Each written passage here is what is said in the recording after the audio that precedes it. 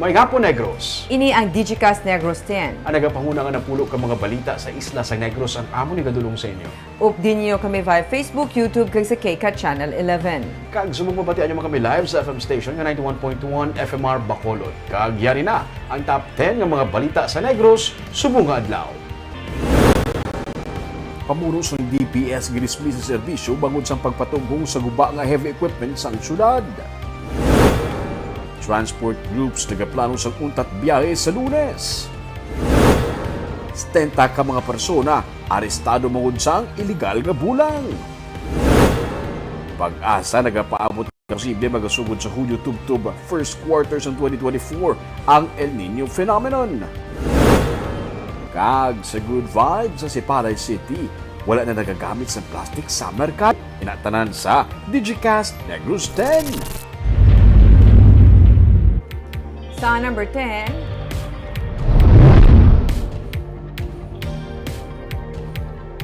Pag-asa ang nagapaabot nga posible magasugod sa Hunyo kag magalawig tubtub sa first quarter sang 2024 ang El Nino phenomenon.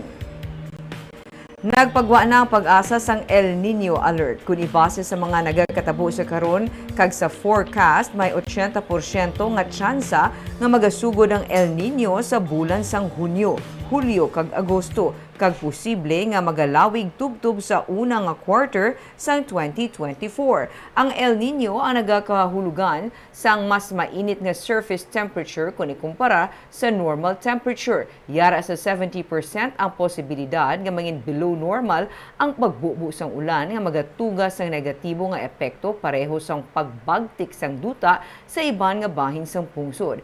Pero sa western portion naman sang pungsod, above normal ang pagbubo sang ulan sa pagsulod sang habagat. Padayon nga maga-monitor ang pag-asa kag magahatag sang update sa publiko.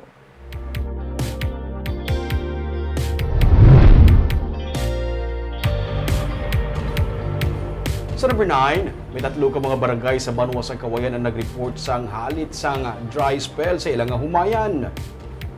Sa report sang Office of the Provincial Agriculturist, 16 ka mga mangunguma ang apektado sa masobra 11 ka hektarya sang humayan sakop sang barangay Tuyom, Manuling kag Basak. 552,425 pesos naman ang report nga balor sang kahalitan dala sang tuman nga tig-ilinit.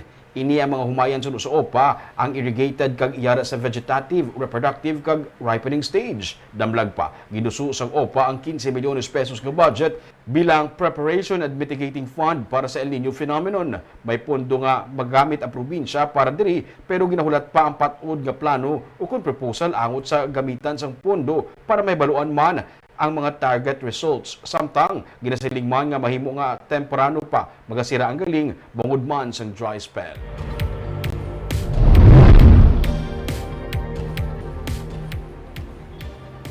Sa number 8, ginapanginbulahan man ni Negros Occidental Governor Eugenio Jose Lacson ang mga atleta nga naghampang sa regional meet sa Aklan pero wala siya nalipay sa nangin overall performance. Nangin first runner-up sa Iloilo sa elementary, secondary, kag bisan pa sa Para Games sa Negros Occidental sa Western Visayas Regional Athletic Association meet sa Aklan. Sang 2019, suno kay Lacson, champion sa elementary ang Negros Occidental, kag runner-up sa Iloilo nga amo naman ang nag-champion sa secondary level. Isa karon kapag panghangkat sa tanan nga natungdan ang mas maayo nga performance sa 2024 suno sa iya. Mayo man ang nangin performance sa probinsya sa swimming kag volleyball pero ka-disappointing sang performance sa chess suno kay Lacson nga nagkuha sang bronze sa elementary. May duha pa man sa ka chess sa tournament ang ginsakdag sang probinsya. Mas tutukan sa probinsya ang mga programa sa sports nga wala nalakip sa mga gina-sponsor sang pribado nga sektor kasubong sang athletics. If you ask me if I'm happy, I'm not. No? We got beaten. Okay. The last regional meet, I think we were champions sa elementary. No? The secondary was for Iloilo. This time we lost both, no? Elementary and secondary overall. So I hope that this will challenge all of us, all people concerned, that for 2024 we really have to do better. We really have to catch up with Iloilo. Sa number 7,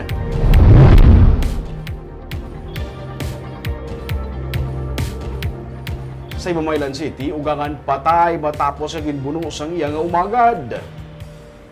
Patay 59 anyos nga si Herman Gayares matapos ini ginbuno sang iya mismo umagad sa barangay Suay sa syudad sang Himamaylan. Sa investigasyon sa PNP, yara lang si Gayares upod ang iya nga pamilya sa ila sini nga balay sa gilingon na lang nga ginbato sang iya nga umagad nga si Gary Pechora. Sa nagwa si Gayares kag ginpalapitan ni Pechora, gilayon na lang siya nga nagginbuno sang iya nga umagad. Patay na sa mag-abot sa ospital si Gayares. Sunod sa PNP, away pamilya among ginalinan sang krimen. Detain karon si Pechora sa Imamaylan PNP kag natalan man nga kasuhan sang kapulisan.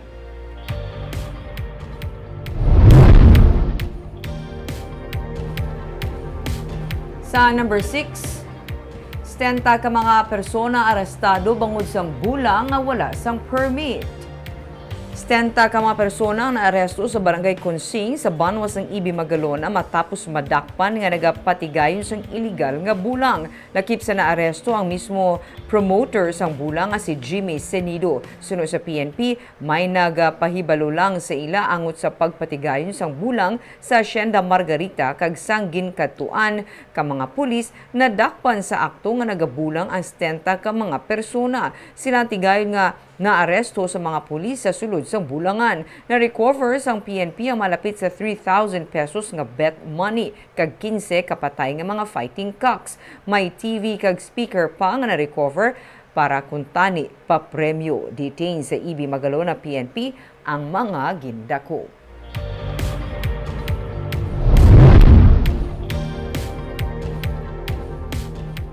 Sa number 5, halit sang sunog sa isa ka bangko sa Bacolod City nagdangat sa masobra 2 milyones pesos. Nasunog sa kahapon sang kaagahon ng Araneta nga branch sa Metro Bank sa Barangay 13 sa Bacolod City. Sunod sa Bacolod Bureau of Fire Protection, partial damage lang man ang ituga sa kalayo sa establishmento. Kagyara lang sa first alarm ang sunog. Apa naglabot naman sa 2.4 million pesos ang halit nga gitugas ang kalayo. Wala naman sa maging report nga nasamaran. Ginhibalo pa tubtub sa karoon sang BFP kung ano ang gintunaan sang kalayo.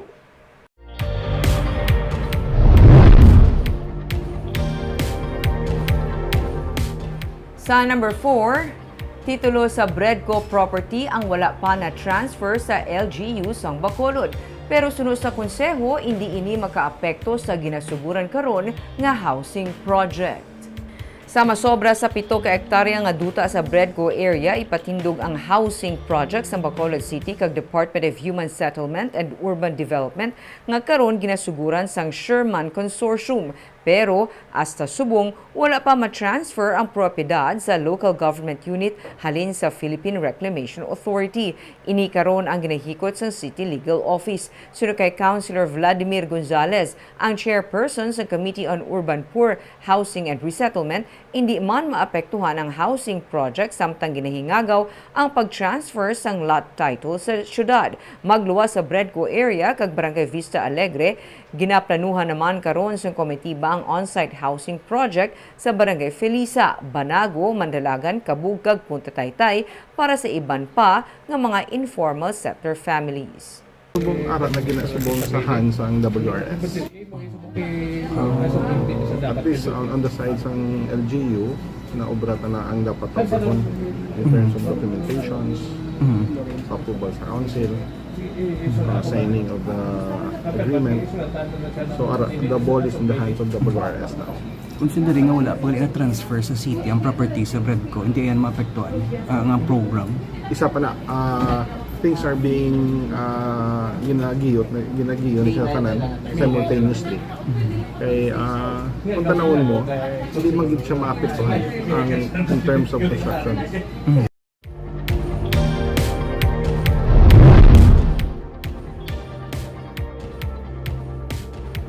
Sa number 3, ginatugyan na lang sa karon ni Negros Occidental Governor Eugenio C. Lacson sa Provincial Legal Office ang pagpatigayon sa investigasyon at tugoy sa nadula nga mga abono sa Rice Processing Center sa Barangay Tabunan sa Bago City. Sunod sa kay Lacson, hindi maayo ang natabo nga pagkadula sang 789 ka mga bags sang abono nga nagabalor sa masobra 2.3 billion pesos. Dapat karon nabaluan na sa mga empleyado sa gobyerno probinsyal sa siningation nga ang iya sining administrasyon seryoso kontra sa anuman nga anomalya. Hindi na inipaan damo kon warning. Bangod may mga nakakas na gani sa trabaho bangod sang irregularity suno sa iya. Dugang pa niya, seryosong administrasyon sa pagdisiplina sa mga nagakasala nga empleyado. Kung ano ang i-recommend sa Provincial Legal Office, iya ini pagasundon. Damlag pa, ginsiling sa PLO nga may ginausisa sila nga duha ka mga empleyado sa Office of the Provincial Agriculturist kag 3 ka mga security personnel sa pagkadula sang mga abono. Mahimo, may 5 ka mapapanaugan sang show cause order. So unfortunate, no? I mean, I think by now they should know that this administration is serious about anomalies, no? That we will not stop in investigation, no? So I think they should know that if they cannot get away with it once we take notice of it, no? So again, all this should stop already. Sa number 2,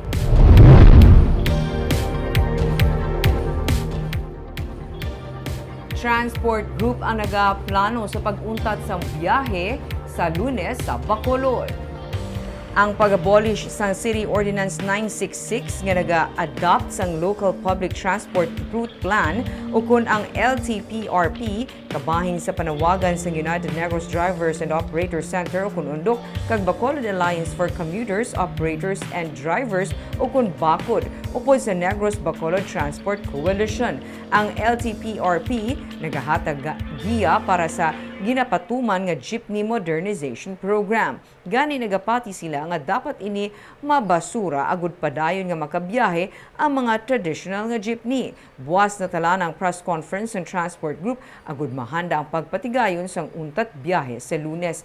Pero kasubong sang nagligad, hindi naman magupod sa amo nga lihok ang grupo sang sentrong samahan ng mga tsuper at operators Negros o kun Estone kag Federation of Bacolod City Drivers Association o kun FEBACDA. Ginsiling ni June Asis, ang Secretary General ng Estone, nga ila na ginatugyan kay Mayor Albi Benitez ang pagpasiguro nga matagaan pa sang kahigayunan nga makabiyahe tubtub Disyembre ang mga traditional jeepney sa syudad.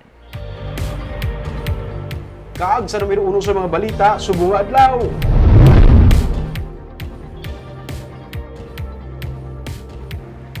Pamuno sa Department of Public Services o kung DPS ang gindismiss sa serbisyo bangod sa siyam ka count sa kaso nga grave misconduct may angot sa pagpatubong sang krudo sa guba na kaag wala ginagamit nga heavy equipment sa Bacolod. May report si Nico Delfin. Ginserbe na sang City Legal Office ang dismissal order bato kay Ramel Palalon nga pamuno sa Department of Public Services. Ini may kangtanan sa kaso nga 9 acts of grave misconduct kag gross neglect of duty nga ginpasaka batok sa iya, may kangtanan sa pagpatughong sang krudo para sa wala na ginagamit nga heavy equipment sang syudad sa sanitary landfill. Ilang ang findings siya na ang 9 ka receipt is kung tantanon sa gross misconduct at gross neglect of duty. May duwa sa gali attorney ka posisyon, enro kag muna DPS, ano matabo sa enro yan na ano? Amon, ang enro kung depende na kami kung sinong i-appoint o IC. Sa legal counsel ni Palalon ginserbe ang mando. Wala siya na'y naghatag sang pahayag angot sa mga desisyon pero natala na siya nga mag-file sang motion for reconsideration. Ginpahayag sadto ni Palalon nga ginpagamit sang syudad ang amo nga krudo sa ginahulam nga heavy equipment sa IPM agod nga mahakot ang basura sa landfill. Pero suno kay Ting, ginpanginwala ini sang IPM. First defense sa tuya is based na ginapagasolina ya sa IPM. Sa may Sa dikto sa ano ga tawag na sa bakog sang IPM. But kindinay man sang IPM na nagausar sila sang sang fuel sang Bacolod City for road clearing. Ginpapanaugan man sang 6-month suspension ang driver sang heavy equipment nga si Darwin Cardones nga nalakip sa ginpasakan sang kaso administratibo nga simple neglect of duty. Siya man ang nag-file sang motion for reconsideration sa ginserbe nga mando sang Abril 27. Ang ini nga kaso ang isa sa mga una nga natukiban sang Binitas administration sa una nga isa ka gatos ka adlaw nga pagpungko sa Bacolod City Government Center. Nico Delfin para sa DGCast Negros.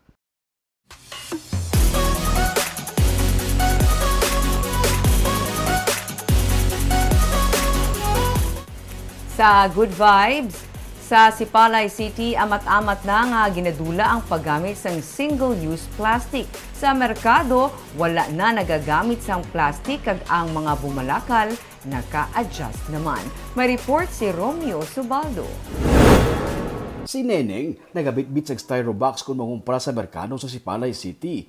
Diri nga ginabutang ang ginabakal nga karne. Kag bangod wala man sila sang ref sa ilang nga balay, diri man ginabutang ang karne kag ginabutangan lang sang ice. Pati ang sudan niya nga ginalibod, diri man ginasulod. Puyo kag styro. Oo, sa kubag. Kumiyara. Sa kubag. Aring pwede ba liwat-liwat pa gamit? Ang styro, magliwat-liwat pa gamit, no? Oo, gamit gina sa sabalay tagakan. Kaya wala makamuref. Wala. So, pag da mo ginabutang mo ginabakal, ginabutangan naman sa butangan ng ice. Doble yung purpose. Natay ginabaligya, maluto. Bihon. Luto ka? Dire na lang sa isan. Isa lamang si Neneng sa mga pumuluyo sa Sipalay nga nakaamat-amat na adapt sa ginapatuman sa syudad nga hindi paggamit sa single-use plastic. Kutob sa mga nagapangumpra, eco bag na ang ginabitbit.